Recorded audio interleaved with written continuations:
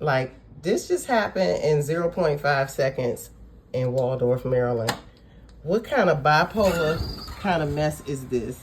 We got an alert like somebody's child was snatched. And the next thing I know, the ducks was making their way out the lake and heading over to the woods. Somebody sent them a memo too. And all of a sudden, this just came down out of nowhere, literally.